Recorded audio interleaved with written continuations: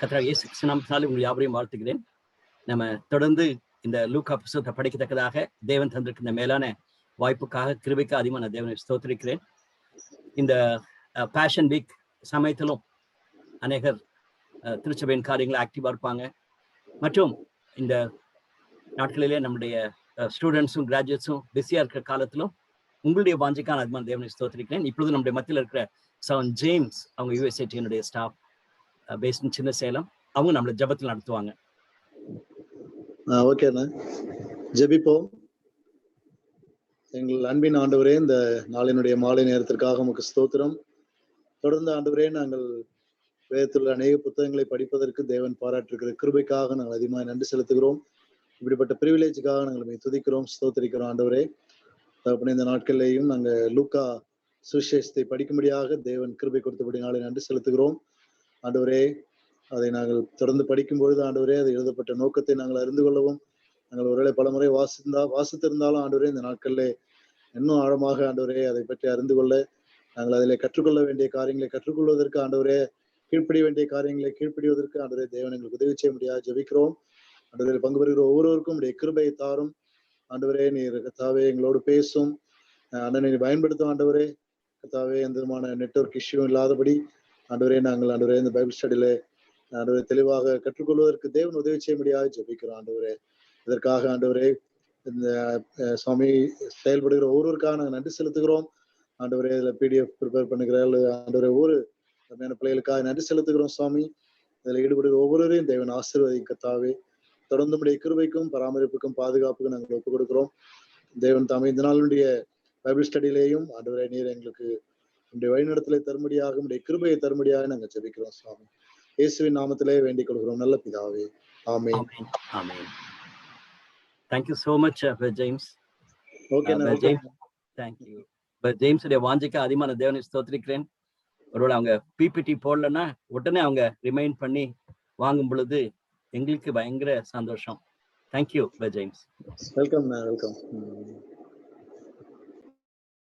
நம்ம நேத்து பார்க்கும் பொழுது லூக்காவை குறித்தும் அவர் எழுதியிருக்கிற அந்த சுவிசேஷத்தினுடைய மகிமையை குறித்து நம்ம பார்த்தோம். யூதர்கள் அல்லாம இருக்கிற நம்மை போல இருக்கிற பிரஜாதிகளுக்கு எழுதப்பட்ட ஒரு அருமையான ஒரு சுவிசேஷம் என்று நம்ம பார்த்தோம்.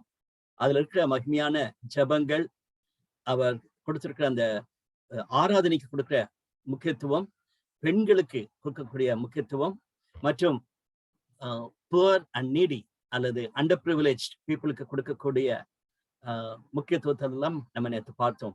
எல்லாவற்றுக்கும் மேலாக இந்த சுவிசேஷமானது யூனிவர்சல் காஸ்பல் என்பதை அவர் குறிப்பிட்டு சொல்வதை நம்ம பார்க்க முடிகிறது. யூனிவர்சல் சொல்வது ஏதோ ஒரு செலக்டட் குரூப் மட்டும் கிடையாது, எல்லாருக்கும் உரிதான இந்த சுவிசேஷம் என்பதை குறிப்பிட்டு சொல்லுகிறார். யோவானுடைய பிறப்பை குறித்து, யோவான் ஸ்நானகனுடைய பிறப்பை குறித்தும் ஆண்டவராக இயேசு கிறிஸ்துவின் பிறப்பை குறித்து நேற்று நம்ம பார்த்தோம். அதோடு கூட 3 பாடல்கள் நம்ம பார்க்க முடிந்தது. மரியாளுடைய கீதம், சகரியாவினுடைய கீதம், சிமியோன் பாடின ஒரு பாடல், அதே நேரத்துல சிமியோன் கொடுத்த அந்த செய்தி, எல்லாவற்றையும் நம்ம பார்க்கும் பொழுது தேவன் மகத்தான விதத்திலே சரித்திரத்திலே செயல்பட்டு வருகிறார் என்பதை நம்ம பார்க்க முடிந்தது. ஏதோ ஒரு சப்ஜெக்டிவா பார்த்து சம்திங் ஆக்சிடென்ட்லி ஹேப்பன், ஏதோ ஒரு எனக்கு நல்ல காரியம் நடந்துருச்சு அப்படி இல்லாதபடிக்கு தேவன் எவ்வளவு மகத்தான காரியங்களை நம்மளுடைய திட்டமிட்டு செய்து வருகிறார் என்பதை பார்க்க முடிந்தது. நாமும் கூட அப்படியாய் பார்க்க வேண்டும் என்ற ஒரு செய்தியை நம்ம நேற்று பெற்றுக்கொண்டோம்.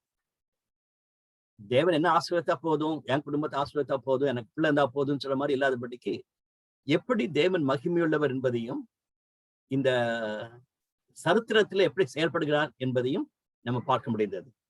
அதோடு கூட அந்த மேய்ப்பர்கள் சொன்ன அந்த செய்தி,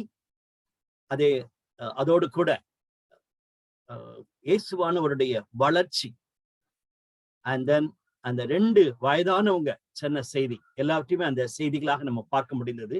அந்த செய்தியில பார்க்கும் பொழுது இயேசுவானவர் திட்டமாகவே நான் என்னுடைய அப்பாவினால் அனுப்பப்பட்டவன் என்பதை அவர் குறிப்பிட்டு சொல்லுகிறார்.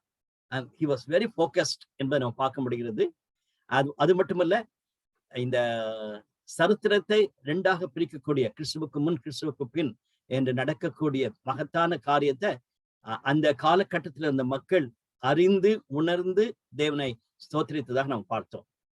இன்றைக்கு நம்ம பார்க்க போற பேசேஜ் கண்டிப்பாகவே பெரிய பேசேஜ். அதே மாதிரி நாளைக்கும் அது ஒரு பெரிய பேசேஜ் நம்ம பார்க்கணும்.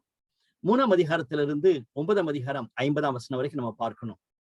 நம்ம நேற்று பார்த்தது போல 2 பிரிவா பிரிக்கணும்னு நினைச்சோம்னா 1ஆம் அதிகாரத்திலிருந்து 9ஆம் அதிகாரம் 90ஆம் வசனம் வரைக்கும் ஒரு பகுதி கலிலேயாவில இயேசுவானவர் செய்த பணியை குறித்து நம்ம பார்க்கக்கூடிய காரியம்.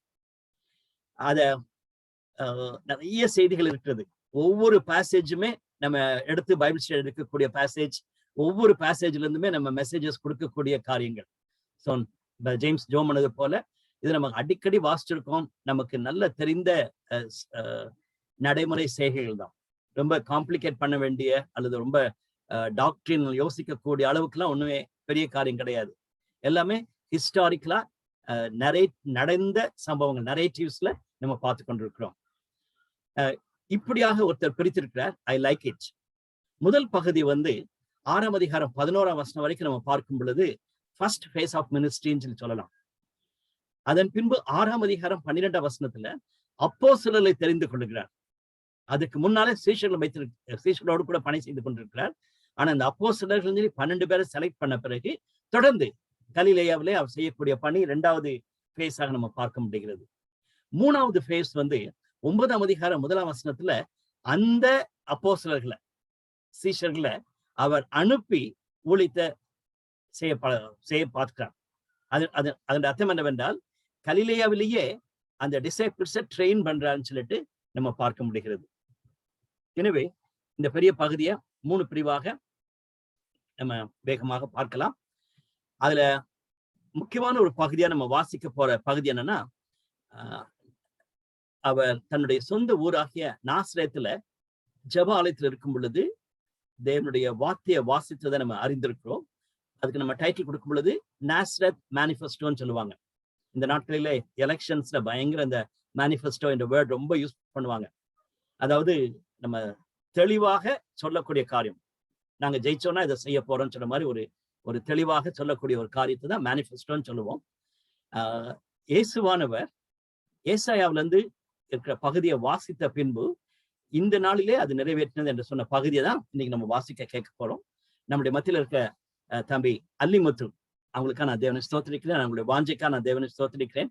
அவங்களும் யுஎஸ்ஏடிஎன் ஸ்டாஃப், பிஸியா இருந்தாலும் கூட யூடியூப்ல தொடர்ந்து இந்த நம்முடைய பைபிள் ஸ்டடியில பார்ட்டிசிபேட் பண்ணிட்டு இருப்பாங்க. இன்னைக்கு நம்முடைய மத்தியில இருக்காங்க. சார் அல்லிமுத்து நமக்காக வாசிப்பாங்க. ஓகே. லூக்கா 4வது அதிகாரம் வசனம் 14 முதல் வசனம் 14 முதல் 23 வரை. லூக்கா 4வது அதிகாரம் வசனம் 14 முதல் 23 வரை. பின்பு இயேசு ஆவியானவருடைய பலத்தினாலே கலிலேயாவுக்கு திரும்பி போனார். அவருடைய கீர்த்தி சுற்றிலும் இருக்கிற தேசமெங்கும் பரம்பிற்று. அவர்களுடைய ஜெப ஆலயங்களில் அவர் உபதேசித்து எல்லாராலும் புகழப்பட்டார். தாம் வளர்ந்த ஊராகிய நாசரேத்துக்கு அவர் தம்முடைய வழக்கத்தின்படியே ஓய்வு நாளில் ஜெபாலயத்திலே பிரவேசித்து வாசிக்க எழுந்து நின்றார். அப்பொழுது ஏசாயா தீர்க்கதரிசியின் புத்தகம் அவரிடத்தில் கொடுக்கப்பட்டது. அவர் புஸ்தகத்தை விரித்தபோது, கர்த்தருடைய ஆவியானவர் என் மேல் இருக்கிறார், தரித்திரருக்கு சுவிசேஷத்தை பிரசங்கிக்கும்படி என்னை அபிஷேகம் பண்ணினார், நறுங்குண்டவர்களை குணமாக்கவும், சிறைப்பட்டவர்களுக்கு விடுதலையையும், குருடருக்கு பார்வையும் பிரசித்தப்படுத்தவும், நொறுங்குண்டவர்களை விடுதலையாக்கவும், கர்த்தருடைய அனுக்கிரக வருஷத்தை பிரசித்தப்படுத்தவும் என்னை அனுப்பினார் என்று எழுதியிருக்கிற இடத்தை அவர் கண்டு வாசித்து புஸ்தகத்தை சுருட்டி பணிவிடைக்காரனிடத்தில் கொடுத்து உட்கார்ந்தார்.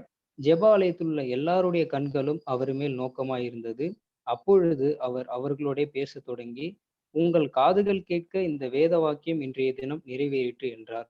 எல்லோரும் அவருக்கு நற்சாட்சி கொடுத்து அவருடைய வாயிலிருந்து புறப்பட்ட கிருபையுள்ள வார்த்தைகளை குறித்து ஆச்சரியப்பட்டு, இவன் யோசேப்பின் குமாரன் அல்லவா என்றார்கள். அவர் அவர்களை நோக்கி, வைத்தியனே, உன்னைத்தானே குணமாக்கிக் கொள் என்கின்ற பழமொழியை சொல்லி, நாங்கள் கேள்விப்பட்டபடி கப்பர்நகூமில் உன்னால் செய்யப்பட்ட கிரியைகள் எவைகளோ அவைகளை உன் ஊரானாகிய இவ்விடத்திலும் செய் என்று நீங்கள் என்னுடன் சொல்வீர்கள் என்பது நிச்சயம். Thank you so much, Alimuthu, for that wonderful reading. 3ஆம் அதிகாரத்திலிருந்து 6ஆம் அதிகாரம் 11ஆம் வசனம் வரைக்கும் இருக்கிறது முதல் பகுதியாக நம்ம பார்க்கலாம். கலிலேயாவில இயேசுவானவர் செய்த முதல் பகுதி என்று நம்ம குறிப்பிட்டு பார்க்கிறோம். கண்டிப்பாகவே நமக்கு நேரம் இருக்காது எல்லாவற்றையும் பார்ப்பதற்காக. அதனால நான் 8 தலைப்புல நம்ம தியானிக்க வேண்டும். மிக வேகமாக இந்த பகுதி நம்ம பார்த்து விட்டு மற்ற மீதி இருக்கிற 2 பகுதியை நம்ம பார்க்கணும். அதனால இதுல ரொம்ப நம்ம டைம் ஸ்பெண்ட் பண்ண மாட்டோம். யோவான் ஸ்நானகன் எப்படியாக தேவனுடைய குமாரனாகிய மேசியாவுடைய வருகைக்கு தன்னுடைய வழியை ஆயத்த பண்ணினார் என்று பார்க்கிறோம். பல விதங்களிலே யோவான் ஸ்நானகனை குறித்து நம்ம பேசும் பொழுது நமக்கென்று ஒப்பிட்டு பார்க்கணும். லூக்கா மறுபடியுமாக 2வது பகுதியிலே நம்ம சொல்றார். இயேசுவானவரே யோவான் சுஷனை பற்றி சொல்கிறார், யோவான் ஸ்நானகனை பற்றி சொல்லுகிறார். அவர் ஒரு தீர்க்கதரிசி, தேவனுடைய வார்த்தையை கொடுக்கக்கூடியவர். இயேசுவானவருடைய முதலாவது வருகைக்கு மக்களை ஆயத்தம் பண்ணினான்னு பார்க்கிறோம். இன்னைக்கு நானும் நீங்களும் யோவான் ஸ்நானகனை போல அவருடைய ஸ்ரீஷனாக இருந்து தேவனுடைய வார்த்தையை தீர்க்க தரிசனமாக கிறிஸ்து வரப்போகிறார் என்ற செய்தியை நம்ம கொடுக்க அழைக்கப்பட்டிருக்கிறோம். குறிப்பாக இந்த பகுதியை நம்ம வாசிக்கும் பொழுது ஏசாயா 40ஆம் அதிகாரத்தில் இருக்கிற பகுதியை தான் இங்க குறிப்பிட்டு இங்க வாசிக்கிறோம். இங்க 3ஆம் அதிகாரத்துல வாசிக்கும் பொழுது இருக்கிற பகுதி தான் நம்ம எல்லாருக்கும் தெரிந்த காரியம்தான். அதுல அப்பொழுது கர்த்தருடைய வழியை ஆயத்தம் பண்ணுங்கள், அவருக்கு பாதைகளை செவி பண்ணுங்கள் என்றும், பள்ளங்கள் எல்லாம் நிரப்பப்படும், சகல மலைகளும் குண்டுகளும் தாழ்த்தப்படும், கோணனானவைகள் செம்மையாகவும் கரடானவைகள் சமமாகும் என்றும், மாம்சமான யாவரும் தேவனுடைய ரட்சிப்பை காண்பார்கள் என்றும், வனாந்திரத்தில் கூப்பிடனுடைய சத்தம் உண்டாகும் என்று ஏசாயா தீர்க்கதரிசியின் ஆகமத்தில் எழுதியிருக்கிற பிரகாரம் என்று சொல்லப்பட்டு இந்த யோவான் ஸ்நானகரை அறிமுகப்படுத்துகிறார். அது மட்டுமல்ல, யோவான் ஸ்நானகனுடைய பிரசங்கம் அதை தொடர்ந்து 6ஆம் வசனத்துக்கு பின்பாக உள்ளது. அங்கிருந்து அவர் பாவ மன்னிப்புக்கான ஒரு பெரிய ரிவைவல் பிரீச்சராக இருந்து பேசுவதை நமக்கு பிரசங்கம் பண்ணதை நம்ம பார்க்க முடிகிறது. மக்கள் நாங்க என்ன செய்யணும், நாங்க என்ன செய்ய வேண்டும் சொல்லிட்டு ஒவ்வொருத்தரா கேட்கறதை நம்ம பார்க்கலாம். ஒவ்வொருத்தரும் கேட்கிறாங்க நாங்க என்ன செய்ய வேண்டும் சொல்லிட்டு. அவர் ரொம்ப திட்டமாக தெளிவாக அவர் குறிப்பிட்டு சொல்வதை நம்ம பார்க்கலாம். எல்லாருக்கும் ஒரே ஒரு ஆன்சர் மாதிரி நீங்க பாவ மன்னிப்பு பெறணும், ரட்சிக்கப்படணும்னு சொல்லி இருந்து விடாதபடிக்கு சில காரியங்களை பார்க்கும் பொழுது நீதி நியாயத்தை குறித்து அவர் பேசுகிறத நம்ம பார்க்க முடிகிறது. தேவனுக்குள்ளாக நம்ம நீதியாய் மாறும் பொழுது நம்முடைய வாழ்க்கை எப்படியாக மாறும் என்பதையும் அவர் குறிப்பிட்டு சொல்வதை நம்ம பார்க்கலாம். பாவ மன்னிப்பு கண்டிப்பா தேவை. பாவ மன்னிப்புக்கான மனம் திரும்புதலுக்கேற்ற ஞானஸ்தானத்தை அவர் பிரசங்கித்து மக்களுக்கு தொடர்ந்து அந்த ரட்சிப்பை வாழ்க்கையில நடத்தக்கூடிய வாழ்க்கையை குறித்து சொல்லுகிறார். லஞ்சம் வாங்காதீங்க, அதெல்லாம் ரொம்ப பிராக்டிக்கலாவே அவர் சொல்லக்கூடிய நம்ம பார்க்கலாம். நான் கவர்மெண்ட்ல வேலை செய்யறேன்னு என்ன செய்ய முடியும், உனக்கு கொடுக்குற சம்பளத்தை வைத்து நீ இருக்க பாரு. எல்லாத்தையுமே ரொம்ப பிராக்டிக்கலாகவே யோவான் ஸ்நானகனுடைய செய்தி வருகிறத நம்ம பார்க்க முடிகிறது. போர்ச்சேவர் கேட்கிறாங்க. இதெல்லாமே இன்னைக்கு பிராக்டிக்கலா நம்ம ஃபேஸ் பண்ணக்கூடிய சேலஞ்சஸ். சீஷத்துவம் என்பது ஏதோ ஒரு பசுத்தவான திடீர்னு பிறந்து அப்படியே முழு நேர உழைக்காராவே இருந்து அப்படியே போகிறதுன்னு இல்லை. இந்த உலகத்துல அனுதின வாழ்க்கையில சீஷத்துவத்தை காண்பிப்பது என்பதை யோவான் ஸ்நானகன் மிக அழகாக குறிப்பிட்டு சொல்வதாக நம்ம பார்க்க முடிகிறது. அதை தொடர்ந்து இயேசுவானவருடைய இந்த அவருடைய வம்ச வரலாறை குறித்து போடப்பட்டிருக்கு நம்ம பார்க்க முடிகிறது. 23ஆம் வசனத்துக்கு பின்பாகவே நம்ம பார்க்கலாம். அதுக்கு முன்பாக அவருடைய ஞானஸ்தானம் இருக்கிறத நம்ம பார்க்கலாம். அதுல நம்ம ஒரே ஒரு பாயிண்ட் பார்க்கணும். திருத்துவ தெய்வம் செயல்பட்டதை நம்ம பார்க்கும் பொழுது, ஹோலி ட்ரினிட்டியை பற்றி நம்ம பேசும் பொழுது யூசுவலாவே இதை ஹைலைட் பண்ணுவோம். குமாரனாகிய தேவன், பிதாவாகிய தேவன் பேசுகிறார், பரிசுத்த ஆவியானாகிய தேவன் புறாவை போல இறங்குகிறார் என்று நம்ம பார்க்கலாம். எனவே மூவரும் இயேசு கிறிஸ்துவின் ஞானஸ்தானத்துல ஈடுபட்டதை நம்ம பார்க்க முடிகிறது. அதே மாதிரி இவர் என்னுடைய நேசகுமாரன் என்பதை துவக்கத்திலிருந்தே, அந்த ஞானஸ்தானத்திலிருந்தே தொடர்ந்து மக்கள் அறிந்து கொள்ளத்தக்கதாக தேவன் பேசுவதை நம்ம பார்க்க முடிகிறது. இவர் என்னுடைய நேசகுமாரன். நம்ம கண்டிப்பா யோசிக்க வேண்டிய ஒரு காரியம், இவ்வளவு தெளிவா ஞானஸ்தானத்தின் பொழுது யோவான் ஸ்நானகன் பார்த்த பொழுதும் கூட அவர் மறிக்கிறதுக்கு முன்பாக he had a little doubt.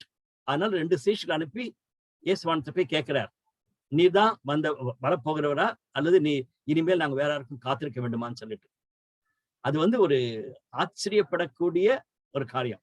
யோவான் ஸ்நானகன் ஏன் அப்படிப்பட்ட ஒரு சந்தேகத்தை பெற்றான்னு சொல்லி நம்ம யோசிக்கும் போது நமக்கு ஆச்சரியமா இருக்குது. எதுக்கு சொல்றேன்னா, இந்த ஞானஸ்தானத்தின் பொழுது தெளிவாகவே யோவான் ஸ்நானகன் பார்க்கிறார். அவர் வர்றதுக்கு முன்பாகவே சொல்றார், நான் ஞானஸ்தானம் கொடுக்க போகிறவர் தான் மேசியான்னு சொல்லிட்டு. ஸோ தட் மீன்ஸ் நானும் நீங்களும் எவ்வளவு ஜாக்கிரதையா இருக்கணும். அதாவது அது வாசிக்கும் பொழுது பயமா இருக்கிறது. நம்ம any time we can fall into doubt. ஒரு டவுட் வர்றதுக்கு உண்மையிலே இயேசுவானவர் தான் ரட்சகரா என்ற டவுட் வர்றதுக்கு வாய்ப்பு இருக்கிறது. ஆண்டவருடைய கிருபை நமக்கு ரொம்ப தேவை. ஆனால் இயேசுவானவர் அப்படி கேள்வி கேட்ட உடனே யோவான் ஸ்நானகனை திட்டினதாகவோ அல்லது குறை சொன்னதாகவோ பார்க்கவே இல்லை. யோவான் ஸ்நானகனை குறித்து மிக சிறப்பாக அவர் பேசினதாக நாம் பார்க்கலாம். So he loves you. என்னையும் உங்களையும் தேவன் நேசிக்கிறார். நம்ம அப்படிப்பட்ட டவுட் வரும் பொழுது கூட நம்ம அறிந்து கொள்ள வேண்டிய சத்தியம் என்னவென்றால், நம்ம அவரை டவுட் பண்ணலாம், பட் இயேசுவானவர் நம்ம அதிகமா நேசிக்கிறார் என்பதை நம்ம பார்க்க முடிகிறது. அதை தொடர்ந்து இயேசுவானவருக்கு 30 வயதா இருந்தது சொல்லி பார்க்கிறோம். யோசேப்பின் மகன் என்று அழைக்கப்படக்கூடியதாக யோசேப்பை வைத்து அவருடைய வம்ச வரலாறு குறிப்பிடப்படுகிறது. 75 பேர் இந்த இடத்துல கொடுக்கப்பட்டிருக்கிறது. 74 பேருடைய பெயர் போடப்பட்டிருக்கிறது. கடைசியாக தேவனால் உண்டானவன் அல்லது இங்கிலீஷ் பைபிள் பார்த்தா son small s, son of காட்னு சொல்லி போட்டிருக்கோம். NIV எல்லாம் பார்த்தீங்கன்னா சன் ஆஃப் காட் தான் போட்டிருக்கோம். ரைட். இதை நம்ம பார்க்கும் பொழுது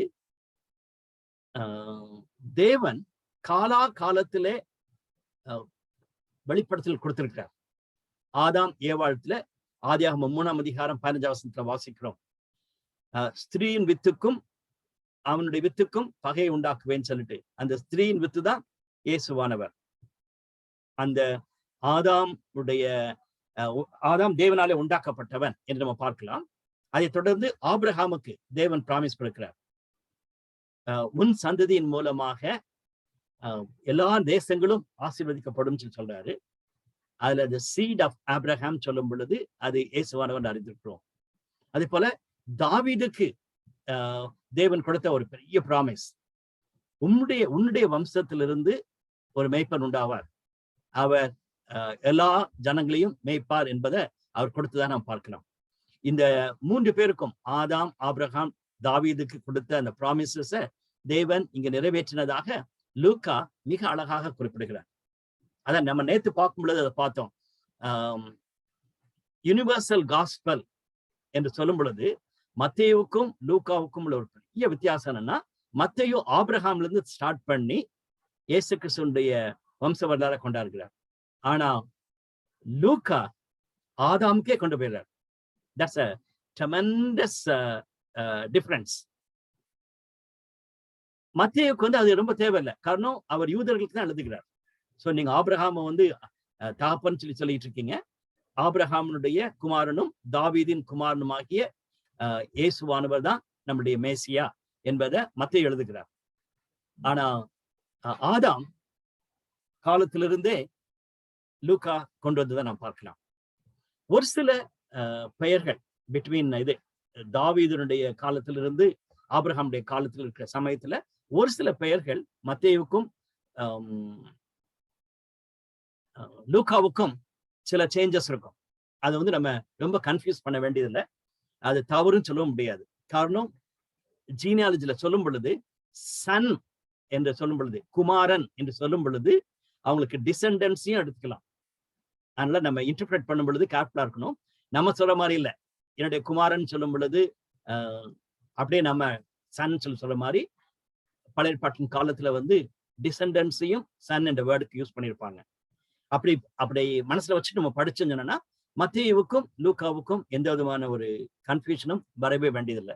ஆனா சேஞ்சுன்னு சொல்லி பார்க்கும் பொழுது ஆபிரகாமோட நிப்பாட்டபடிக்கு தேவன் உண்டாக்கின ஆதாம் முதல் அவர் ஜீனியாலஜி கொண்டு வந்தது ஒரு மகத்தான ஒரு காரியம். அதை தொடர்ந்து நம்ம ஜீசஸுடைய டெம்டேஷனை பார்க்கணும். ஜீசஸுடைய பேப்டிசம், ஜீனியாலஜி அண்ட் டெம்டேஷனை குறித்து நம்ம கண்டிப்பா பார்க்கணும். ஒரு சில நிமிஷங்கள் அதை குறித்து நான் உங்களோட பகிர்ந்து கொள்ளணும்னு ஆசைப்படுகிறேன். இன்னைக்கு இயேசுவானவர் தேவனுடைய குமாரனா இருந்தாலும் அவர் 100% ஹியூமன் என்பதை நம்ம அறிந்திருக்கிறோம். மனுஷனாக இருந்தார். அதனாலதான் இப்ரேய வாக்கியம் சொல்லும் பொழுது நம்மை போல எல்லா விதத்திலும் அவர் சோதிக்கப்பட்டார் என்று நம்ம வாசிக்கும் பொழுது he is God at the same time he was man என்று நம்ம பார்க்கலாம். அதே போல அவருடைய பேப்டிசம் என்பது வந்து பாவத்திற்காக எடுக்கப்பட்ட ஒரு பேப்டிசம் கிடையாது. அந்த நியாயம் பிரமாணத்தின்படி நடக்க வேண்டும் என்ற காரியத்திற்காக இயேசுவானவர் தன்னுடைய பாவத்திற்காக அவர் அந்த ஞானஸ்நானம் எடுக்கல என்பதை நம்ம அறிந்து கொள்ள வேண்டும். அதனால ஒரு சிலர் கம்பேர் பண்ணும் பொழுது it will lead us to confusion as if Jesus வந்து பாவத்தின் நிமித்தமாக எடுத்த ஒரு ஞானஸ்தானம் சொல்லி இருக்கும். அப்படி அது இல்லை என்பதை நம்ம மறந்து போக வேண்டாம். டெம்டேஷன் சொல்லி பார்க்கும் பொழுது எனக்கு இந்த 3 வார்த்தைகள் ரொம்ப பிடிக்கும். சேவ் யுவர் செல்ஃப், நீ உன்னை காப்பாத்திக்க. 40 நாள் அவர் வனாந்திரத்துல இருந்தான்னு சொல்லி பார்க்கிறோம். வனாந்திரம் என்ற ஒரு வார்த்தையை கேட்டவுடனே நமக்கு தெரியும் ஒரு கஷ்டமான ஒரு சூழ்நிலை என்று பார்க்கிறோம். அப்படிப்பட்ட சூழ்நிலையில 40 நாள் சாப்பிடாம இருந்தான்னு சொல்லி பார்க்கிறோம். மத்தேயும் லூக்காவும் இதை குறித்து பேசுகிறாங்க. அதுல டக்கு நம்ம பார்த்தோம்னா 40 நாள் கழிச்ச பிறகு பிசாசு வந்துட்டு டக்குன்னு டெஸ்ட் பண்ணிட்டு போயிட்டாங்கிற மாதிரி நமக்கு தெரியும். அப்படி கிடையாது. லூக்காவுடைய ரைட்டிங் நம்ம வாசிச்சு பார்க்கோம்னா கான்ஸ்டன்ட்லி ஹி வாஸ் டெம்ப்டட் என்பதை நம்ம பார்க்க வேண்டும். ஒரு காரியம் என்னன்னா, உனக்கு ரொம்ப பசியா இருக்குது, அப்போ you are son of God, நீ தான் தேவனுடைய குமாரனாச்சே, இந்த கல்கள் வந்து அப்பமா மாறிட வேண்டியதானே சொல்லிட்டு சேவ் யுவர் செல்ஃப், காப்பாத்திக்க, உனக்கு இது தேவை, நீ காப்பாத்திக்கன்னு சொல்றது. அடுத்தது வந்து நீ எனக்கு நீ சரண்டர் பண்ணனா உனக்கு எல்லாத்தையும் கொடுப்பேன் சொல்லக்கூடிய சரண்டர் யுவர் செல்ஃப். 3வது காரியம் மத்தேயும் லூக்காவும் அதை மாறி கொடுத்திருப்பாங்க. I'll be very comfortable with மத்தேயுடைய காரியங்கள். முன்னால எருசலேம் கூட்டிட்டு போன பிறகு கடைசியில சரண்டர் யுவர் செல்ஃப் சொல்லுவாரு, மற்ற எல்லாத்தையும் காட்டுற மாதிரி. லூக்கா வந்து அது முன்னால போட்டுக்க நீங்க பார்க்க முடியும். there are some changes. ஆனா லூக்கா தன்னை எழுதும் பொழுது எழுதுகிறார், என்னுடைய நிறைய பேர் தேவனுடைய வார்த்தையை கூறினாங்க, நான் எல்லாத்தையும் கவனமா படித்து கவனமா எழுதியிருக்கேன்னு சொல்லுகிறார். ரைட். ஆனா இதுல நம்ம கான்ட்ரடிக்ஷன் ஒண்ணு சொல்ல வேண்டியதில்லை. 3 காரியமும் அந்த 40 நாட்கள் நடந்த பொழுது தேவனுடைய குமாரனாகிய இயேசு கிறிஸ்துவானவர் சோதிக்கப்பட்டதை நம்ம பார்க்க முடிகிறது. Show yourself, you are really great. நீர் இங்க இருந்து கொதிச்சேன்னா ஆண்டவர் உன்னை பார்த்துக் கொள்வார், எல்லாருக்கும் நீர் காண்பிக்கலாம் சொல்லக்கூடிய ஒரு காரியம். பிரதர்ஸ் அண்ட் சிஸ்டர்ஸ், இன்னைக்கு நமக்கு வரக்கூடிய டெம்டேஷன் கிட்டத்தட்ட இதே மாதிரிதான், ஆனா கொஞ்சம் வித்தியாசமானது. கண்களின் இச்சை, மாம்சத்தின் இச்சை, ஜீவனத்தின் பெருமை. சோ அப்படி நம்ம பார்க்கும் பொழுது நமக்கு தேவையா இருந்துச்சுன்னா அதுல ஒண்ணும் கிடையாது. சேவ் யுவர் செல்ஃப், உனக்கு ரொம்ப தேவையா இருக்குது, அதை நீ என்ஜாய் பண்ணு, அதுல பாவம் இல்லைன்னு சொல்லக்கூடிய ஒரு காரியம். அதே மாதிரி எனக்கு நீ என்கிட்ட உன்னை கொடுத்தனா உனக்கு புல் மகிமையும் கிடைக்கும், ஆசீர்வாதம் கிடைக்குங்கிற மாதிரி சொல்லக்கூடிய காரியம். இன்னைக்கு நிறைய பேர் பிசாசுக்கு சரண்டர் ஆயிராங்க. ஒரு சிலர் இயேசுவானவரையே அறியாதபடிக்கு பிசாசுக்கு முழுதுமாக தன்னை விட்டு கொடுத்தவங்க இருக்காங்க. இன்னும் ஒரு சிலர் ரட்சிக்கப்பட்ட பின்பும் தங்களை முழுதுமா அர்ப்பணிக்காதபடிக்கு அப்படியே பேக்லைட் ஆகி கடைசியில பிசாசுக்கே தங்களை முழுதுமா விட்டு கொடுக்குறவங்களே நம்ம பார்க்க முடிகிறது. 3வது கேட்டகரி வந்து பிரைட், ஷோ யுவர் செல்ஃப், நான் பெரியாள்னு சொல்லி காட்டுறது. இன்னைக்கு ஊழியத்துக்கு வந்த பிறகு அது நல்ல விசுவாசியா இருக்கும் பொழுது கூட இந்த டெம்டேஷனை தாங்க முடியல. மற்றவங்க எல்லாம் நம்மள பெரியாள்னு காட்டுறாங்களே, அதே மாதிரி நானும் காட்டினா என்ன சொல்லக்கூடிய ஒரு தன்மை நமக்கு வரும். இன்னைக்கு இந்த ஹோல் பேசேஜ் நீங்க படிக்கும் பொழுது இதை நீங்க மனசுல வைத்துக் கொள்ள வேண்டும் நான் விரும்புகிறேன். ஜீசஸ் டெம்டேஷன் வந்து ஏதோ ஒரு 3 இன்சிடென்ட்ல முடியல. It brings out a big message என்பதை மறந்து போகாதீங்க. ரைட். இப்ப தம்பி அலிபுத்து வாசிச்ச அந்த பேசேஜ் நாசரேத் மேனிஃபெஸ்டோல முதல் பகுதி. நாசரேத் மேனிஃபெஸ்டோ சொல்லும்போது நாசரேத்ல அந்த இடத்துல வாசிக்கும் பொழுது ஏசாயா 61ஆம் அதிகாரத்தை வாசிச்சு அதுல இன்றைக்கு உங்களுடைய கண்களுக்கு முன்பாக நிறைவேறுன்னு சொல்றார். முதலாவது பிரசங்கிக்கணும், தேவனுடைய ராஜ்யத்தை பிரசங்கிப்பதற்காக, அதோடு கூட மக்களை விடுவிப்பதற்காக சொல்ற வார்த்தையும் இருக்கிறத நம்ம பார்க்கலாம். சோ ஜீசஸ் மினிஸ்ட்ரி வந்து ஹோலிஸ்டிக் என்பதை மறந்து போக வேண்டாம். நேத்து ஆல் ரவுண்ட் growth என்று நம்ம பார்த்தோம், எல்லா விதத்திலும் நம்ம வளர வேண்டும் என்று பார்த்தோம். மற்றவங்களையும் நம்ம வளர்க்கும் பொழுது அப்படியாக வளர்க்க வேண்டும் என்று பார்த்தோம். இன்னைக்கு நம்ம பார்க்கும் பொழுது ஜீசஸுடைய ஹோலிஸ்டிக் மினிஸ்ட்ரி, அதை நம்ம தொடர்ந்து நம்ம பார்க்கும்பொழுது பார்க்கலாம். அவருடைய ப்ரீச்சிங் கண்டிப்பா தேவனுடைய ராஜ்யத்தை குறித்து அவர் பேசுகிறார். நம்ம தேவனுடைய ராஜ்யத்தின் புத்திரர்கள், தேவனுடைய ராஜ்யத்தினுடைய மகிமை என்ற காரியங்களை குறித்து சொல்லப்பட்டிருக்கு நம்ம பார்க்கலாம். He was preaching. அதே நேரத்துல ஒடுக்கப்பட்ட தேவையுள்ள மக்களுக்கு உதவி செய்வதையும் விடுவிப்பதையும் அவருடைய பணியாக வைத்திருந்தான்னு பார்க்கலாம். சுகப்படுத்துகிறார், பலதரப்பட்ட தேவையுள்ள மக்களை சுகப்படுத்துகிறார் என்று நம்ம பார்க்கலாம். அது எல்லாமே இந்த ஏசாயா 61ஆம் அதிகாரத்தினுடைய பகுதியிலே காணப்பட்டதை நம்ம பார்க்க முடிகிறது. இன்னைக்கும் நம்மளுடைய மினிஸ்ட்ரியில ஒருவேளை நமக்கு அப்படிப்பட்ட கிஃப்ட்ஸ் இல்லாம இருக்கலாம். போய் சுகப்படுத்தி ஜீசஸை போல ஹீல் பண்ண முடியாதபடிக்கு, அல்லது பேதுருவும் யோவானும் அன்னைக்கு அந்த சர்ச்சுக்கு போகும் பொழுது யாராவது காசு கொடுப்பாங்களான்னு சொல்லிட்டு இருக்க அந்த பிச்சைக்காரனை வந்து எழுப்பி விட்டு இயேசுவின் நாமத்தினாலே அவங்க சுகப்படுத்தினாங்க. இன்னைக்கு ஒருவேளை நமக்கு அப்படிப்பட்ட ஹீலிங் கிஃப்ட் இல்லாம இருக்கலாம். பட் பல விதத்துல நம்ம மக்களை ஹீல் பண்ணலாம். சோர்ந்து போனவங்க அல்லது பலவீனப்பட்டு போனவங்க, அவ்வளவுதான் வாழ்க்கையில முடிஞ்சு போச்சுன்னு சொன்னவங்க எல்லாம் நம்ம தேவனுடைய வார்த்தையை வைத்து மக்களை உற்சாகப்படுத்த முடியும். அதனால ஹீலிங் சொல்லும் பொழுது நாட் ஒன்லி பிசிக்கல் ஹீலிங். அது நான் அடிக்கடி உணர்ந்தது உண்டு. தேவனுடைய வார்த்தையை சுமந்து செல்லும் பொழுது, திருச்சபைகளில போகும் பொழுது, நான் சொன்னது போல இந்த பேக்ரவுண்ட் வந்து கோத்தகிரியில் இருக்குது. நாங்க அந்த குன்னூர்ல இருக்க ஒரு சர்ச் ப்ரோக்ராம்காக, இசிஐ சர்ச் ப்ரோக்ராம்காக நான் அங்க அழைக்கப்பட்டிருந்தேன். அதனாலதான் நாங்க கோத்தகிரிக்கு போனோம், எல்லாருமே சேர்ந்து போனோம். அந்த குன்னூர் சர்ச் வந்து ரொம்ப ஐ வாஸ் சோ ஹாப்பி. நல்ல பைபிள் வார்த்தையை நல்ல வாஞ்சியா கேட்கக்கூடிய ஒரு திருச்சபையார். சண்டே மார்னிங் சர்ச்சுக்கு போகும் பொழுது அந்த சர்ச் வந்து நீங்க குன்னூர்ல இருந்து ஊட்டி ரோடு போகும்பொழுது நீங்க பாப்பீங்க, சைட்ல ஒரு மலை மேல இருக்கக்கூடிய ஒரு சர்ச். ரொம்ப அன்பார்ச்சுனேட் திங் என்னன்னா, வண்டி வந்து அந்த அந்த சர்ச்சுடைய மேல போக முடியாது. கீழே ரோட்ல நிப்பாட்டிட்டு பெரிய பெரிய படிக்கட்டு இருக்கும், அது மேல ஏறி அந்த சர்ச்சுக்கு போனோம். சர்ச்சை பார்த்தா குளோரியஸ் சர்ச். என்னை இன்வைட் பண்ணியிருந்த பிஷப் வந்து எனக்கு பிகாம்ல கிளாஸ்மேட். ஸோ நாங்க போய் இறங்கினோம். அவர் வேகமா அந்த தம்பியை ஓவர்டேக் பண்ணி போயிட்டாரு. நான் பின்னால் என்னால போகவே முடியல. கிட்டத்தட்ட ஒரு 12 அல்லது 13 வயசு இருக்கிற ஒரு யங் பாய். அவங்க அம்மா அவனை கைத்தாக்க தூக்கிட்டு கூட்டிட்டு போறாங்க. இன்னொரு ஆண்டி யாரோ அவனுக்கு அடுத்த சைட்ல கையை தூக்கிட்டு கூட்டிட்டு போறாங்க. அவனுக்கு வந்து போலியோ அட்டாக்னால ஷூ போட்டிருக்கான். ஐ குடன்ட் ஹெல்ப் ஹிம். அவன் பின்னாலே நானும் மெதுவா நடந்து போனேன். நான் பின்னால வரேன்னு சொல்லி அவன் பார்க்க கூடாதுன்னு சொல்றதுக்காகன்னு சொல்லிட்டு I was going very slow. I was just praying, ஆண்டவரே உங்களுடைய வார்த்தையை சொல்லக்கூடிய நான் வந்திருக்கிறேன், எனக்கு ஒரு கிருபை கிடைச்சுன்னா இந்த பையன் சுகமான எவ்வளவு நல்லா இருக்கும். I'll be extremely grateful to you Lord சொல்லி நான் ஜெபம் தான் போனேன். உள்ள சர்ச்சுக்குள்ள போகும் பொழுது ஐ வாஸ் ஜஸ்ட் லாங்கிங், ஆண்டவரே இப்படிப்பட்ட பிள்ளைகள் எங்க திருச்சபையில காணப்படும் பொழுது, வாஞ்சியோடு சர்ச்சுக்கு வரும் பொழுது, கஷ்டப்பட்டு ஆலயத்துக்குள்ள வரும் பொழுது, அவங்களை நீ சுகப்படுத்த மாட்டீரா, பலப்படுத்த மாட்டீரான்னு சொல்லிட்டு ஏக்கத்தோடு நான் இன்னும் தொடர்ந்து அவனுக்காக ஜெபம் பண்ணிட்டு இருக்கேன்.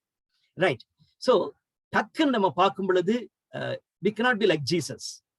சர்ச்சுக்குள்ள போறோம், அங்க யாரோ ஒரு சிக்கா இருக்கிற ஒரு பையனை பார்க்கிறோம், ஒரு பொண்ணை பார்க்கிறோம், அல்லது ஒரு பிசாசு பிடிச்ச ஒரு சகோதரியை பார்க்கிறோம், சகோதரனை பார்க்கிறோம், ஹீல் பண்ண முடியலையேன்னு சொல்லிட்டு நமக்கு ஒரு ஏக்கம் இருக்கலாம். எனக்கு 10 நாளுக்கு முன்னால வந்த ஏக்கம்.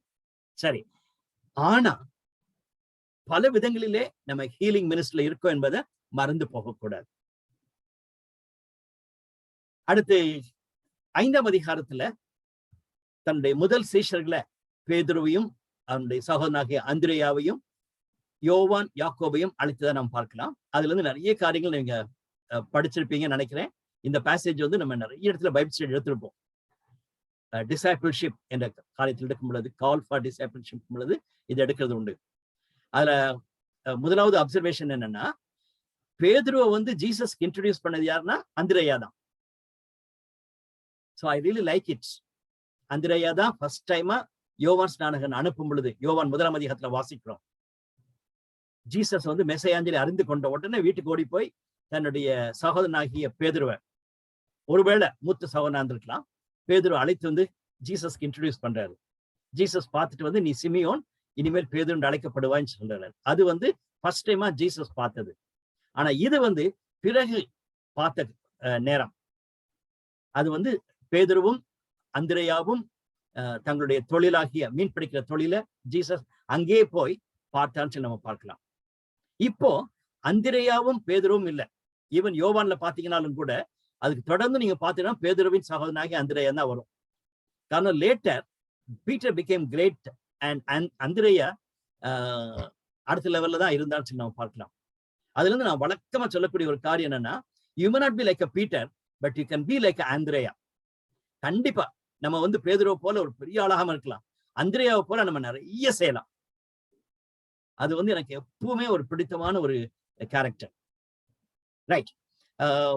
பேதுரு அங்க வந்து நான் பாவியான மனுஷன் என்னை விட்டு போகும் சொன்ன காரியம் என்னன்னா, இட்ஸ் நாட் லைக் ஆண்டவரே நீர் போயிரும் அப்படி கிடையாது.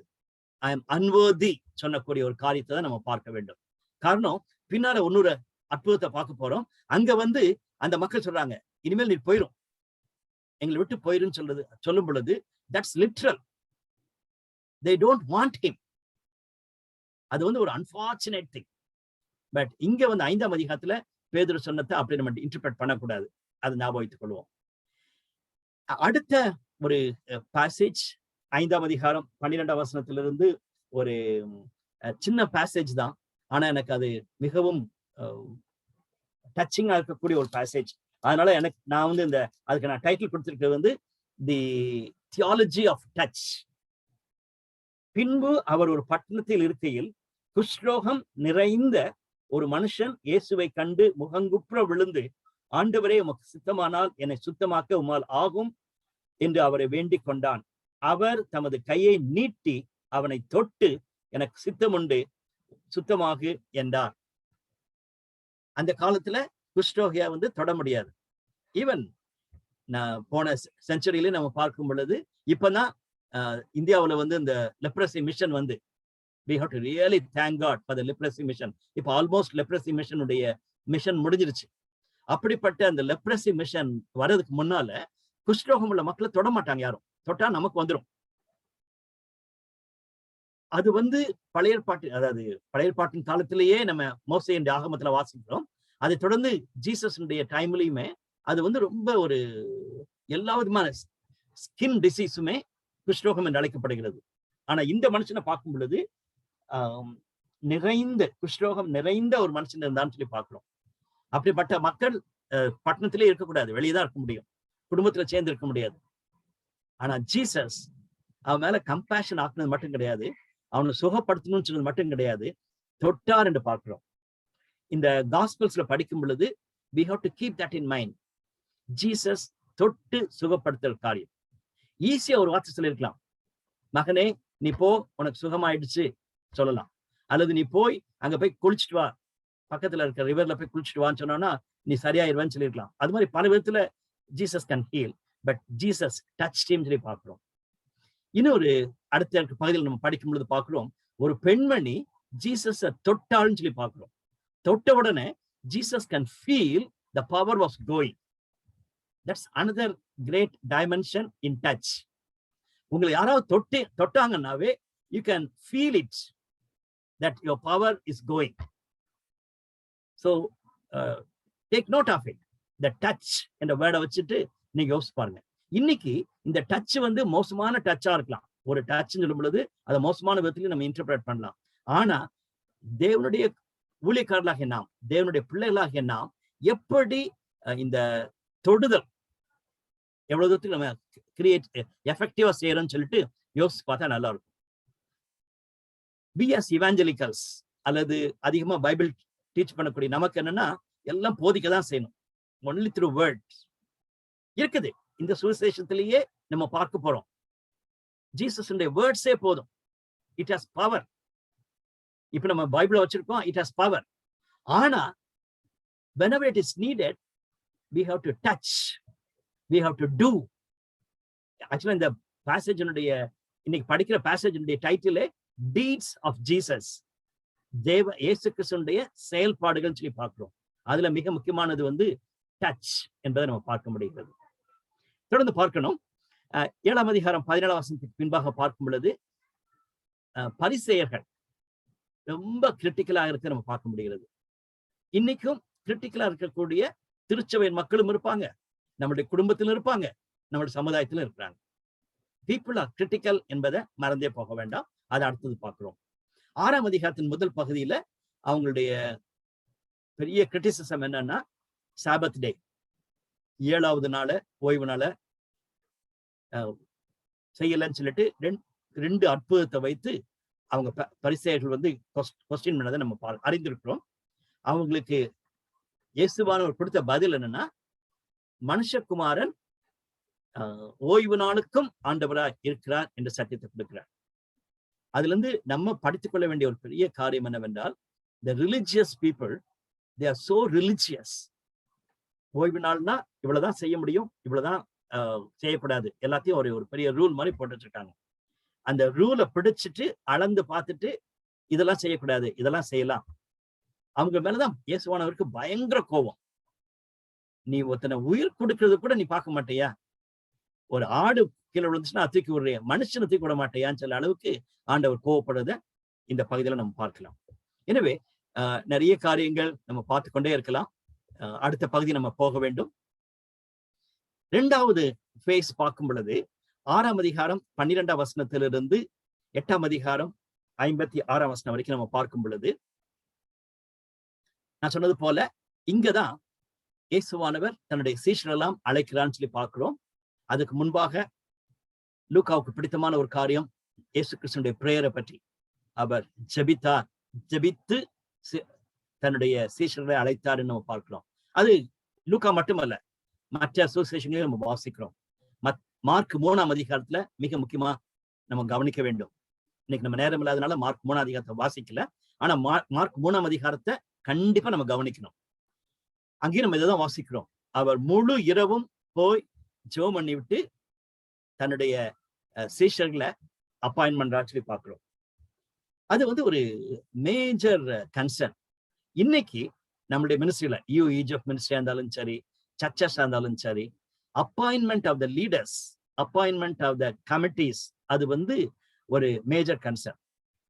அன்னைக்கு நான் குன்னூர்ல இருக்கும் பொழுது என்னுடைய ஃப்ரெண்ட் அந்த பிஷப் சொல்லும் பொழுது சொன்னாரு, ECI சர்ச்ல நோ எலெக்ஷன்ஸ், ஒன்லி செலக்ஷன்ஸ். அன்னைக்கு நான் சாட்டர்டே எனக்கு கொடுத்த இந்த ப்ரோக்ராம் என்னன்னா, அவங்க செலக்ட் பண்ணிருக்கிற லீடர்ஸுக்காக நான் பேசணும். I was so thrill. அது முடிச்ச பிறகு என்னுடைய ஃப்ரெண்ட் சொல்லிட்டு இருந்தாரு, ECIல பை காட்ஸ் கிரேஸ், மற்ற சபைக்கு போல நாங்க எலெக்ஷன் வைக்கிற பிராக்டிஸ் இல்லாதபடிக்கு we have a nomination committee, அதை ப்ராப்பரா செய்து கொண்டிருக்கிறோம், கடவுளுடைய கிருபையினால அது போய் கொண்டிருக்குன்னு சொன்னாரு. Then I told him, of course, EGF-லயும் there is no elections ன்னு சொல்லிட்டு. My brothers and sisters, but how much we are prayerfully doing it. ஒருவேளை நம்ம கிரைட்டீரியாஸ் வைக்கும் பொழுது, என்ன படிச்சிருக்காங்க, என்ன பின்னணியத்தில் இருக்காங்க, எவ்வளவு பணம் இருக்கிறது, எவ்வளவு வயசு இருக்குது சொல்லி பல காரியங்களை வச்சு நம்ம யோசித்துருமான்னு சொல்லிட்டு செக் பண்ணி பார்க்கணும். இந்த லிஸ்ட பார்த்தோம்னா ஜீசஸ் had கிரைட்டீரியாஸ், பல பின்னணியத்திலிருந்து வைத்து மக்களை சேர்த்திருக்கான்னு சொல்லி நம்ம பார்க்கலாம். நான் எப்பவுமே சொல்லுவேன், ஒரு கமிட்டி வந்து எஃபெக்டிவா ஃபங்க்ஷன் பண்ணலன்னா என்ன காரணம்னா, ஃபார்மேஷன் ஆஃப் த கமிட்டி. அந்த கமிட்டி ஃபார்ம் பண்ணதுலேயே பிரச்சனை இருந்துச்சுன்னா அந்த கமிட்டி ஒழுங்கா நடக்காது. அதே மாதிரிதான் நல்ல ஞாபகத்துக் கொள்வோம். அதனால இவங்களை குறை சொல்லி அவங்களை குறை சொல்லி அவங்க மோசம் இவங்க மோசம் நம்ம சொல்லவே வேண்டாம். அந்த ஃபார்மேஷன் ஆஃப் த கமிட்டி நல்லா இருந்துச்சுன்னா நேச்சுரலா பிறகு பிரச்சனைகள் வரும் பொழுது அந்த கமிட்டி சமாளிச்சுக்கும். So we have to think very seriously, right? அந்த அப்போஸ்தலர்களை அவர் உருவாக்கும் பொழுது வைத்திருந்த நோக்கத்தை மார்க் அழகா சொல்லுகிறார், தம்மோடு கூட இருக்கவும். அதனாலதான் இன்னைக்கு 2வது பேஸ் நான் சொல்றேன். இந்த 12 பேரையும் இனிமேல் தன்னோடு கூட வைத்துக் கொள்கிறார், அவங்களை ட்ரெயின் பண்றார், அவர்களுக்கு அதிகாரம் கொடுக்கிறார், பிசாசுகளை துரத்தும் அதிகாரம் கொடுக்கிறார். 2வது காரியம். 3வது காரியம், அவங்க புறப்பட்டு போய் சுவிசேஷத்தை சொல்வதற்கு அனுப்புகிறார் என்று நம்ம பார்க்கிறோம். அது வந்து இந்த அப்பாயின்மெண்ட் ஆஃப் த அப்போஸ்டல்ஸ்ல நம்ம பார்க்கிறோம். அதை தொடர்ந்து மத்தேயு 5, 6, 7 அதிகாரங்களிலே நம்ம வாசிக்கக்கூடிய மலைப்பிரசங்கம். நான் முன்னாலே சொன்னேன், மத்தேயு வந்து யூதர்களுக்கு எழுதுனதுனால மத்தேயு 5, 6, 7 வந்து முதல் ஆகமத்தை போல அவர் குறிப்பிட்டு சொல்வதாக நாம் பார்க்கிறோம். ரொம்ப அழகா இருக்குது. அதனாலதான் மகாத்மா காந்திக்குலாம் ரொம்ப பிடிச்சிருக்கிறது. ஆனா லூக்கா வந்து அதே செய்திய பல இடங்கள்ல கொடுத்துக்க நம்ம பார்க்கலாம். முதலாவது பகுதி 6ஆம் அதிகாரம் 20ஆம் வசனத்திலிருந்து 49ஆம் வசனம் வரைக்கும். அதுல நான் பார்க்கும் பொழுது எனக்கு ரொம்ப ஆச்சரியமா காணப்பட்டது என்னன்னா, பாக்கியவான்கள் பாக்கியவான்கள் என்று சொன்ன மத்தேயுல வாசிக்கிறது மாதிரி வாசிக்கிறோம். ஆனா அதை தொடர்ந்து வாசிக்கும் பொழுது ஐயோ ஐயோ என்றதையும் அவர் குறிப்பிட்டு சொல்லுகிறார். இன்னைக்கு நம்ம மத்தேயு 5ஆம் அதிகாரத்தை வாசிச்சுட்டு பாக்கியவான்கள் சொல்றோம், கடைசியில உபத்திரவப்படுறது குறித்து நம்ம பேசுகிறோம், அதோட நின்றுகிறோம். ஆனா இங்க லூக்கால கரெக்டா ஆப்போசிட்டாக இருக்கக்கூடிய காரியத்தையும் அவர் குறிப்பிட்டு சொல்லுங்க நம்ம பார்க்கலாம்.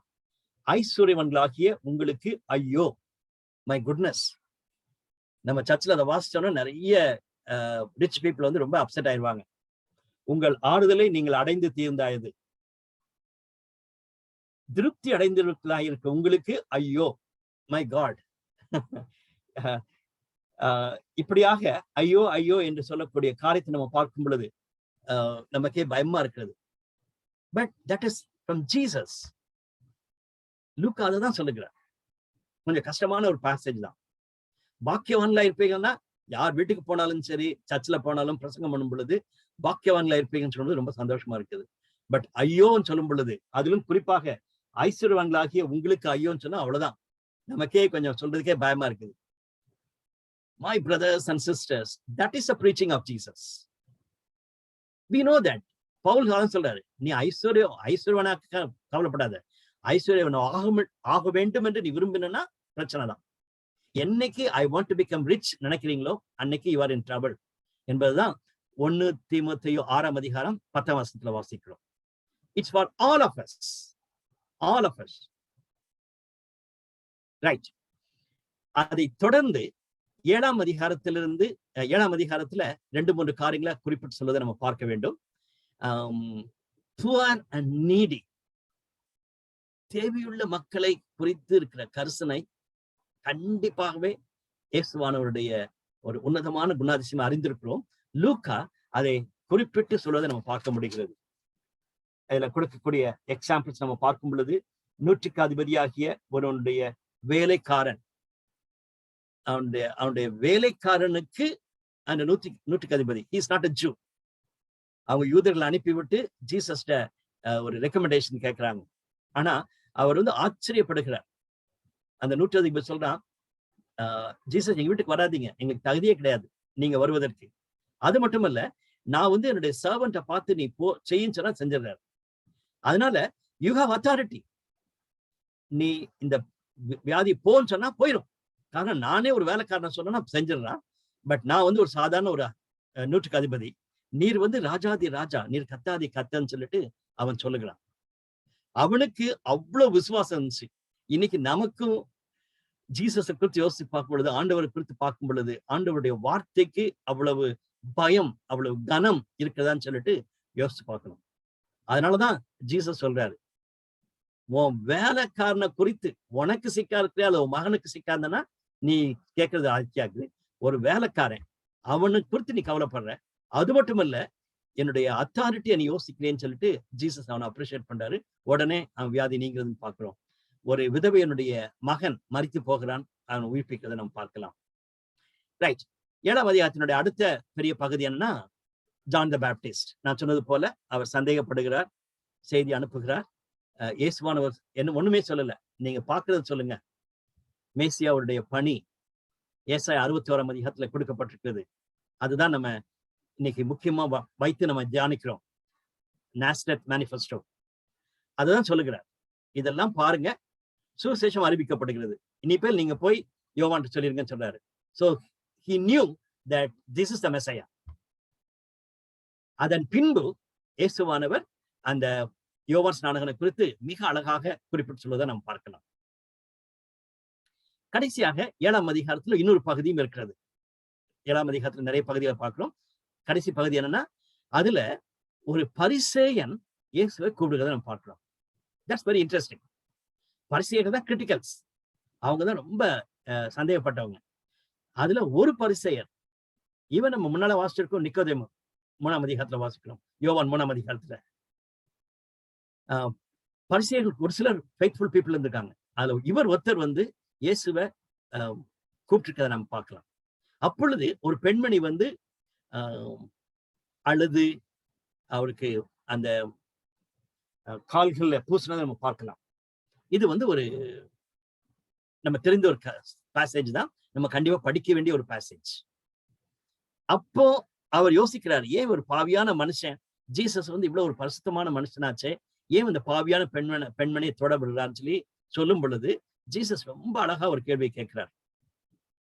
சம்திங் லைக் 500 ரூபாய் கடன் வாங்கினவனும் 50 ரூபாய் கடன் வாங்கினவனும் திரும்பி வந்து கொடுக்க முடியலன்னு சொல்லும் பொழுது 2 பேருக்கும் மன்னிச்சிடறாங்க. இப்போ மன்னிச்ச உடனே யாருக்கு வந்து அதிகமான அன்பு இருக்கும்? 500 ரூபாய் கடன் வாங்கினவன் தான். 500 ரூபாய் எனக்கு மன்னிச்சிட்டாரு. 50 ரூபாய் சொல்றதோட 500 ரூபாய் ஜாஸ்தி.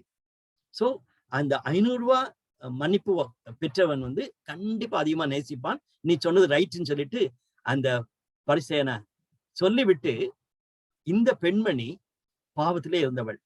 அதுக்கு அடுத்த பகுதியில் நம்ம வாசிக்கும் பொழுது மேரி மேகட்லின் அவளை பற்றி போட்டிருக்குது. 7 பிசாசுகள் ஓடினதாக குறிப்பிடப்பட்டிருக்கிறது. அதனால பைபிள் கமெண்டேட்டர்ஸ் எல்லாமே அதை கனெக்ட் பண்றாங்க. இந்த பேசேஜுக்கு நெக்ஸ்ட் அடுத்த பேசேஜை நம்ம பார்க்கும் பொழுது that's what we read. That is Jesus உடைய ஓடு கூட பணி செய்த மகள்ல மேரி மேகதலின் 7 பிசாசுகள் துரத்தப்பட்டவள்.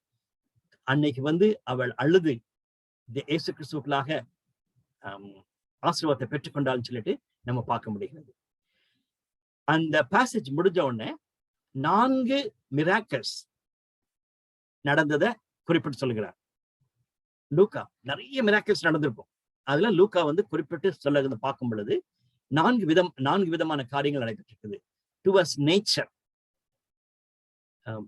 பெரிய ஸ்டார்ம் இருக்கிறது வந்து இயேசுவானவர் குவைட் பண்றாரு. அவங்களே ஆச்சரியப்படுறாங்க, இவர் யாரோ, காற்றும் கடலும் அமைதலாகுன்னு சொன்ன உடனே அமைதியாகுதுன்னு சொல்லிட்டு ஆச்சரியப்படுறாங்க. அவர் God is a God of universe, அது சொல்ல முடியுது. பிசாசு, அதை வந்து 26ஆம் வசனத்துல இருந்து 39ஆம் வசனம் வரைக்கும் இருக்கிற பகுதி. மார்க் 5ஆம் அதிகாரத்துல இந்த பேசேஜை வாசிக்கிறோம். ஒரு பவர்ஃபுல் பேசேஜ். இவாஞ்சலிஸ்டிக் மீட்டிங்ஸ்ல வந்து நான் அடிக்கடி உபயோகிக்க விரும்புகிற ஒரு பேசேஜ். என்னுடைய காலேஜ் டேஸ்ல இருந்தே இந்த பேசேஜ் நான் ரொம்ப டச் பண்ணது. இன்னைக்கு நம்ம காலேஜஸ்ல இருக்கிற பையங்க இப்படிதான் இருக்காங்க. யாருமே அடக்க முடியாது. செயினை வச்சு அடக்கினாலும் கூட அவன் ஓடி போயிடறான். அப்படிப்பட்ட பையங்களும் பொண்ணுங்களும் நம்மளுடைய காலேஜஸ்ல இருக்காங்க. அதான் நம்ம பார்க்கிறோம். ஆனா Jesus had a personal concern on him. அது ரொம்ப எனக்கு பிடிச்சமான ஒரு பேசேஜ். அவனை பார்க்கறதுக்காகவே அவர் கடல் கடந்து போகிறார். அவனை சுகப்படுத்தின பிறகு கடல் கடந்து திரும்ப வந்துடுவார். சோ அந்த பிசாசிடத்துல ஒரு பயங்கரமான பிசாசினுடைய ஆதிக்கத்திலிருந்து அவனை விடுவிக்கிறான்னு சொல்லி நம்ம பார்க்கலாம். அதோடு கூட அந்த பேசேஜ்ல 3 பேர் ஜீசஸ்ட கெஞ்சுறாங்க. they begged him சொல்லிட்டு இங்கிலீஷ்ல இருக்கும். NIV-ல பாத்தீங்கன்னா they begged him சொல்லிட்டு. முதலாவது அந்த devil they begged him. ஆண்டவரே தயவுசெய்து இப்பவுமே எங்களை இதுக்கு அனுப்பிடாதோம், பாட்டம்லெஸ் பிட்டுக்கு அனுப்பிடாதோம், நரகத்துக்கு அனுப்பிடாதோம், தயவுசெய்து இந்த பண்ணி இருக்குது அந்த பண்ணிட்டு அங்க அனுப்புன்னு சொல்லி அவங்க கேட்கிறாங்க. 2வது people they begged him, யாருன்னா அந்த மக்கள், தயவுசெய்து எங்களை விட்டு போயிடும், நீர் எங்க இடத்தை விட்டுக்கே வராதீரு, தயவுசெய்து போயிரும் சொல்லி சொல்றாங்க. அவங்க 2 பேர் சொன்னதையும் அவர் ஜீசஸ் கேட்டுக்குவாரு. ஆக்சுவலா பிசாசு சொன்னதுக்கு Jesus allowed them to go to pig. அந்த மக்கள் சொன்னதையும் அவர் கேட்டுக்குவாரு. 3வது அந்த நல்ல சுகம் பெற்றான் பாத்தீங்களா, அவன் ட்ரெஸ்ஸே இல்லாம சுத்திட்டு இருந்தவன், அவனுக்கு ஜீசஸ் அவனுடைய மேல இருக்க அங்கேயெல்லாம் போட்டிருப்பாரு, எல்லாத்தையும் பார்த்து அவனை ரொம்ப சுகமாயிருக்கான். அவன் கடைசியா பெக் பண்ணுவான், Jesus I want to be with you, நானும் நீங்களும் இருந்தோம்னா உடனே நம்ம கூட்டிட்டு போயிடுவோம். அடுத்து நம்மளுடைய இவாஞ்சலிஸ்டிக் மீட்டிங்ல நல்ல சாட்சி சொல்லக்கூடிய அருமையான ஒரு சாட்சி, நான் பிசாசின் பிடியில் இருந்தேன், இயேசுதான் என்னை விடுவித்தான்னு சொல்லி சாட்சி சொல்லலாம்னு சொல்லிட்டு நம்ம கூட்டிட்டு போயிடுறோம். ஆனா Jesus did not do that. அந்த மக்கள் சொன்னதுக்கு பெக் பண்ணி சொன்னதுக்கு இவர் போயிடுறாரு, கிளம்பி போயிடுறாரு.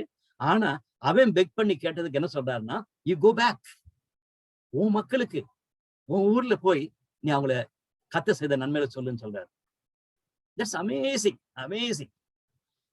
பிசாசு கேட்டதுக்கு சரின்னு சொல்றாரு, அந்த மக்கள் நீர் போயிரும் சொன்னதுக்கு சரின்னு சொல்றாரு. ஆனா இவன் நல்ல ஒரு காரியத்தை கேட்கிறான். கண்டிப்பா நானும் நீங்களும் அப்படிதான் கேட்டுப்போம், ஜீசஸ் உம்மோடய நான் கூட இருக்கணும் ஜீசஸ் சொல்லிட்டு. அவன்கிட்ட சொல்றாரு, வேண்டாம் வேண்டாம், யூ கோ பேக்னு சொல்றாரு. Anyway that's a very powerful passage, you have to meditate on it. அதே மாதிரி அந்த 12 வருஷம் சுகவீனமா இருந்த பெண்மணியை சுகப்படுத்தினதையும் நம்ம வாசிக்கிறோம். அவர் போகும்பொழுதுதான் அவள் தொட்டாள்னு சொல்லி பார்க்கிறோம். ஜீசஸனுடைய ட்ரெஸ்ஸை தொட்டும் பொழுது அவள் சுகம் பெற்றாள்னு சொல்லி நம்ம பார்க்கிறோம். அதுக்கு முன்னால தன்னுடைய 12 வயது மகள் சிக்கா இருக்கான்னு சொல்லிட்டு யவீர் வந்து கேட்கிறான். he was interpret, அதாவது கடைசியில போறதுக்கு முன்பாக அவர் தடுக்கப்பட்டான்னு சொல்லி பார்க்கிறோம். அதன் மத்தியிலும் அவர் தொடர்ந்து போனதை நம்ம பார்க்க முடிகிறது. அவர் போய் மரித்து போன பெண்மணியை எழுப்பினார், 12 வயது பெண்ணை எழுப்பினார் என்பதையும் நம்ம பார்க்க முடிகிறது. எனவே இந்த 4 வித்தியாசமான காரியங்களில நேச்சர்ல அவருக்கு வெற்றி உண்டு. பிசாசின் காரியங்களில, உலகத்தின் வெளிப்பழக்கமான காரியங்களில் இருக்கிற அதிகாரங்களுக்கு மேலும் அவருக்கு வெற்றி உண்டு. சுகவீனத்திலே அவருக்கு பலன் கொடுக்க முடியும். அதே மாதிரி மரித்தவர் மேலையும் அவருக்கு வெற்றி உண்டு என்பதை லூக்கா மிக அழகாக குறிப்பிட்டு சொல்வதாக நாம் பார்க்க முடிகிறது. இந்த 3rd மிஷன் என்னன்னா, அந்த சீஷர்களை அவர் அனுப்புறதை நம்ம பார்க்க முடிகிறது. அதுதான் முக்கியமான ஒரு காரியம். இன்னொரு கமெண்டேட்டர் இதை 2ஆ பிரிக்கிறார். எனக்கு ரொம்ப பிடிச்சிருந்துச்சு. அதான் I just wanted to share with you. ஒண்ணு என்னன்னா, கலிலேயா விட்டு அவர் போறார். நம்ம அடுத்தது நம்ம நாளைக்கு அதான் பார்க்க போறோம். கடைசியா கலிலேயா விட்டு போக முன்னால ஒரு சில காரியங்கள் he was set right. 12 சீஷர்களுக்கு நல்ல அந்த ட்ரைனிங்லாம் கொடுத்துட்டார். தான் யார் என்பதை மற்றவங்க எல்லாம் கேட்கும் பொழுது சீஷர்களுக்கு தெளிவா சொல்லி கொடுத்துட்டார். அதே மாதிரி சீஷத்துவத்தை குறித்தும் அவளுக்கு பேசி விடுகிறார். கடைசியாக அவர் மறுரூப மலைக்கு அவர் 3 பேரையும் அழைத்து சென்று, பேதுரு, யோவான், யாக்கோபு 3 பேரையும் அழைத்து சென்று, அவ்வளவுதான் ஹெவன்லி எக்ஸ்பீரியன்ஸ், அதாவது செகண்ட் கம்மிங்ல நம்ம இருக்கிறது போல இருக்கக்கூடிய எக்ஸ்பீரியன்ஸை அவங்களுக்கு காண்பிறார். சோ இந்த கமெண்டேட்டர் சொல்லும் பொழுது என்ன சொல்றாருன்னா, பிக்சர் கிளியர் இன் அவுட்லைன். அதை நம்ம அவுட்லைன் போட்டு பார்த்தோம்னா ஜீசஸ் எல்லாவற்றையும் கலிலேயாவுல செய்து முடித்தது போல காணப்படுகிறது. ஆனா முடிக்காம இருக்கக்கூடிய காரியங்களும் இருக்கிறது. இன்னைக்கு அதுதான் நம்ம பார்க்க வேண்டிய ஒரு காரியம். அன்பினிஷ்ட் ஒர்க்னு பார்த்தோம்னா, வந்த உடனே ஜீசஸ் சொல்றாரு, உங்க விசுவாசம் எங்கப்பா? அந்த பையனை ஹீல் பண்ண முடியாதபடிக்கு உங்க விசுவாசம் எங்க போச்சுன்னு சொல்லிட்டு கேட்கிறாரு. அதே மாதிரி அவர் பாடு மரணத்துக்குள்ளாக கடந்து போக போறேன்னு சொல்லும் பொழுது வசனம் 45 வாசிக்கிறோம், அவங்களுக்கு புரிஞ்சுக்கவே முடியல. The disciples could not understand. இன்னைக்கு நிறைய கிறிஸ்டியன்ஸுக்கு ஜீசஸுடைய பாடு மரணத்தை புரிஞ்சுக்கவே முடியல. இந்த வாரத்துல அதை குறித்து நிறைய தியானிக்கிறாங்க. குட் ஃப்ரைடேக்கு நிறைய பேர் கேட்க போறாங்க. லட்சக்கணக்கான மக்கள் நம்முடைய தமிழகத்திலும், கோடிக்கணக்கான மக்கள் நம்முடைய தேசத்திலையும் மற்ற தேசங்களிலும் இந்த குட் ஃப்ரைடே கேட்க போகிறாங்க. ஆனா ஒவ்வொருத்தரும் ஜீசஸனுடைய பாடு மரணத்தை உணர்ந்துட்டாங்கன்னா நம்மளுடைய திருச்சபைகள் எவ்வளவு ஆசீர்வாதமா இருக்கும். But they couldn't understand what it really means. அதை தொடர்ந்து நம்ம பார்க்கும் பொழுது சீஷர்களுக்குள்ள யார் பெரிய ஆளுன்னு சொல்லி சண்டை போட்டுட்டு இருக்காங்க. யார் முந்திக்கிட்டு நம்ம சர்வ் பண்ணணும் இல்லாதபடிக்கு யார் பெரிய ஆளாகலன்னு சொல்லிட்டு சண்டை போட்டுட்டு இருக்காங்க. பிறகு கடைசி பகுதி நம்ம பார்க்கும் பொழுது, உம்முடைய நாமத்தினாலே ஒரு சிலர் செய்யறாங்களே சில அவங்களை டாலரேட் பண்ண முடியாதபடிக்கு யோவானே, அன்பான சீஷனாகி யோவானே கஷ்டப்படுகிறத நம்ம பார்க்கலாம். சோ இந்த கமெண்டேட்டர் என்ன சொல்றாருன்னா, ஒரு பக்கம் கலிலேயா மினிஸ்ட்ரி வெற்றிகரமாக முடிந்ததாக இருந்தாலும், பரமேறுதலோடு முடிந்ததாக இருந்தாலும் கூட ஒரு சில சேவைகள் தொடர்ந்து முடிக்கப்படாமல் இருக்கிறதையும் பார்க்க முடிகிறது. நம்ம முடிக்கிறதுக்கு முன்னால தேவன் நமக்கு வைத்திருக்கிற பணி அல்லது சீஷர்களுக்கு தேவன் கொடுத்த அந்த பணியை குறித்து நம்ம பார்க்கணும். முதலாவது காரியம், destroying the works of Satan. இன்னைக்கு எனக்கும் உங்களுக்கும் தேவன் கொடுத்திருக்க ஒரு பெரிய காரியம் என்னன்னா, பிசாசின் அந்தகார சக்திகளை அடிக்க உடைக்க வேணும். ஜபத்தினால நம்ம வெற்றி செல்லலாம். நம்ம கண்டிப்பாகவே பிசாசின் அந்தகார சக்திகளுக்கு எதிர்த்து நிற்க வேண்டும். இரண்டாவது காரியம், we have to preach the kingdom of God. தேவனுடைய ராஜ்யத்தின் சுவிசேஷத்தை நம்ம பிரசங்கிப்பதற்காக அழைக்கப்படுகிறோம். மூணாவது காரியம், அந்த 9ஆம் அதிகாரத்தினுடைய முதல் பகுதியில் வாசிக்கும் பொழுது, simple life, don't complicate your life, be simple. அது ரொம்ப ஆச்சரியமா இருக்கு. சுவிசேஷ ஊழியம் செய்யும் பொழுது இன்னைக்கு அதை நான் சொல்லிட்டு இருக்கேன், பணக்காரர்களே நீங்க பயமா இருங்க, அதாவது பணக்காரங்க வந்து உனக்கு ஐயோன்னு சொல்றாரு. அதனால we have to be very very careful. It's not only full time workers, நம்ம எல்லாருமே. I really thank God for USA because of the simplicity of life. அது வந்து எனக்கு யூஎஸ்ஏல மிகவும் பிடித்தமான ஒரு காரியம், சிம்பிள் லைஃப் ஸ்டைல். ரைட். நாலாவது காரியம், யூ வில் பி ரிஜெக்டட். நீங்க போகும் பொழுது ஒரு வீட்டை தங்குங்க, அவங்களை ஏற்றுக்கொள்ளாம இருக்கிறதுக்கு வாய்ப்பு இருக்கிறது என்பதையும் இயேசுவானவர் அவர்களுக்கு சொன்னதாக நம்ம பார்க்கலாம். இன்னைக்கும் இது எவ்வளவு உண்மை என்பதை மறந்து போக வேண்டாம். 3 கேள்விகள். இயேசுவானவரே இப்படியாக சோதிக்கப்பட்டது போல இன்னைக்கு நானும் நீங்களும் பல விதங்களிலே சோதிக்கப்படுகிறோம். எப்படி நம்ம சோதனையை சந்திக்கிறோம்? 2வது காரியம், அந்த மரியாள் பாவத்திலிருந்து விடுவிக்கப்பட்ட பின்பு எவ்வளவா இயேசுவை நேசிச்சார். நானும் நீங்களும் பாவத்திலிருந்து மன்னிப்பு பெற்றிருக்கோம். நம்முடைய அன்பு இயேசு மேல எப்படி இருக்குன்னு யோசிச்சு பார்க்கலாம். 3வது காரியம், சீஷர்களுக்கு குறைவு காணப்படுகிறது. எத்தனையோ விதங்களில் குறைவாக காணப்பட்டாங்கன்னு சொல்லி பார்க்கிறோம். இன்னைக்கு நம்ம இயேசு கிறிஸ்துவினுடைய சீஷலா இருக்கிறோம். எந்தெந்த காரியங்களை குறைவுபட்டிருக்கிறோம், இந்த பகுதியின் அடிப்படையில வெளிச்சத்துல எந்தெந்த காரியங்கள் குறைவா இருக்கு என்பதை யோசிச்சு பார்த்தா நலமா இருக்கும். ஜெபிக்கலாம். எங்களை அதிகமா நேசிக்க அன்பின் ஆண்டவரே, இந்த லூக்காவினுடைய முதல் பகுதியை நாங்கள் படிக்கும் பொழுது நீர் எங்களுக்கு கற்றுத்தருகிற பாடங்களுக்காக ஸ்தோத்திரம். எங்களுடைய ஆண்டவராகிய இயேசுவானவர் எவ்வளவு மகிமையுள்ளவராக சீஷர்களுக்கு கற்றுக் கொடுத்ததையும் தன்னுடைய வாழ்க்கையின் மூலமாக அதை நிரூபித்து காண்பித்ததை நாங்கள் பார்க்கிறோம். இன்னைக்கு நாங்களும் இந்த உலகத்திலே வாழும் பொழுது உண்மையுள்ள சீஷர்களாய் வாழ எனக்கும் எங்கள் ஒவ்வொருக்கும் நீ உதவி செய்யும். தொடர்ந்து லூக்கா புத்தகத்தினுடைய 2வது பகுதிக்கு நாங்கள் படிக்கும் பொழுது நீர் எங்களோடு கூட நீர் பேசும். கர்த்தராகிய இயேசு கிறிஸ்துவை ஜெபிக்கிறோம் நல்ல பிதாவே, ஆமென்.